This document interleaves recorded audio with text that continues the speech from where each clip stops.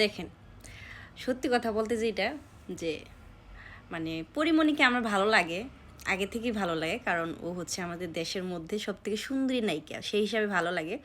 তো ওর চরিত্র নিয়ে অনেকেই অনেক কথা বলে, সেটা নিয়ে আমার কোনো মন্তব্য নেই বা কোনো সে নাই, ঠিক আছে। এই পর্যন্ত ছিল না, মানে এই পর্যন্ত যত যা করছে এগুলো নিয়ে আমার কোনো মাথা ব্যথা ছিল না, এই জন্য যে যাই হোক, সে হচ্ছে একজন ছেলের মা, ঠিক আছে।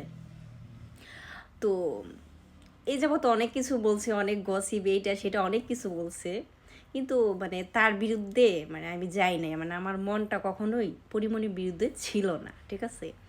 কিন্তু আজকে যে কাজটা পরিমণি করছে সেটা হচ্ছে অপু বিশ্বাসকে নিয়ে একটা পোস্ট দিছে, যে অপু বিশ্বাসের চরিত্র নিয়ে কথা বলছে। হ্যাঁ, মানছি যে অপু বিশ্বাস কিছুদিন এই ধর্মে যাই হোক, মেনে নিলাম যে অপু বিশ্বাসের চরিত্র ঠিক নেই, সে ধর্ম চেঞ্জ করে আবার হচ্ছে অন্য ধর্মে যায়, আবার এক দল চেঞ্জ করে বা আরেক দলে যায়, মেনে নিলাম, ঠিক আছে যে সে এটা করছে, মেনে নিলাম যে অপু বিশ্বাসের চরিত্র ভালো না। এখন আমার কথা হচ্ছে যে পরিমণি, তার চরিত্র ভালো, সে কি দুধে ধোয়া তুলসী পাতা, তার কি চরিত্র ঠিক আছে?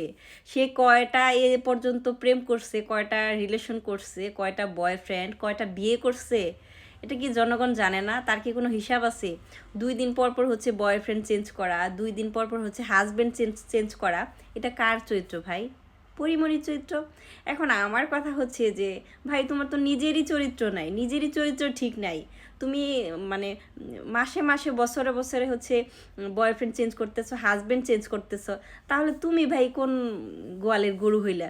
তুমি তো সেই একই গোয়ালের গরু হইলা, অপু বিশ্বাস যে গোয়ালের গরু, আর তুমি তো সেই মানে তার থেকে 5 গুণ বেশি হবে, ঠিক আছে। সে তো মানে নিজের ক্যারেক্টারলেস না, তার যাই হোক একটা ক্যারেক্টার আছে, ঠিক আছে। সে তো কি বলে মানে ওরকম ইয়া না যে একটার পর একটা পুরুষ চেঞ্জ করে, ঠিক আছে, এরকম না। কিন্তু কথা হচ্ছে যে আমার যেটা নাই, যেটা আমার ঠিক নেই, আমি সেটা কেন অন্যকে বলবো?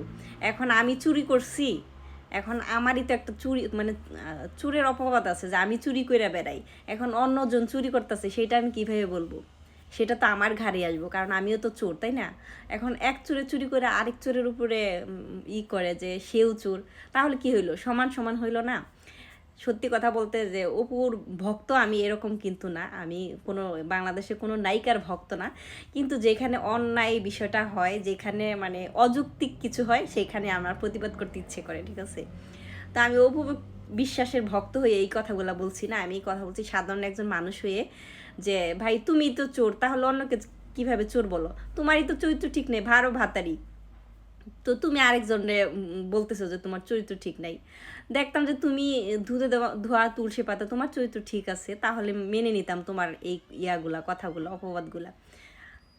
তো আমার প্রতিবাদটা হচ্ছে এইখানে যে তোমার নিজেরই চরিত্র ঠিক নাই, 12 বাতারি, তোমারই হচ্ছে কলঙ্কের অভাব নাই, তুমি আসছো অন্যজনের চরিত্র নিয়ে কথা বলতাম।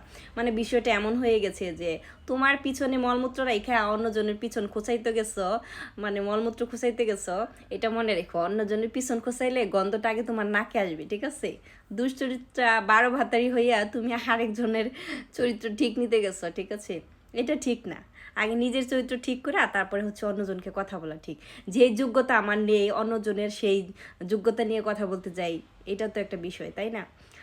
তো এই বিষয়টা আমার কাছে খুবই হাস্যকর লাগছে, এই জন্য মানে আমার মানে ভিডিওটা করা, যে ভাই নিজের চরিত্র আগে ঠিক দেও, আগে নিজের চরকায় তেল দেও, তারপরে হচ্ছে অন্যজনকে নিয়ে কথা বলো, ঠিক আছে। অন্যজনকে নিয়ে কথা বলতে গেলে আগে তোমার সেই যোগ্যতা অর্জন করতে হবে যে আসলে তুমি ওই কথাটা বলার যোগ্য কিনা, ঠিক আছে। তোমার তো কোনো যোগ্যতা নাই ওই বিষয়টা নিয়ে কথা বলার, তুমি বাড়াবাড়ি, তোমার স্বামীর ঠিক নেই, বয়ফ্রেন্ডের ঠিক নেই, তুমি আসছো অন্যজনের চরিত্র নিয়ে কথা বলতে, তাই না?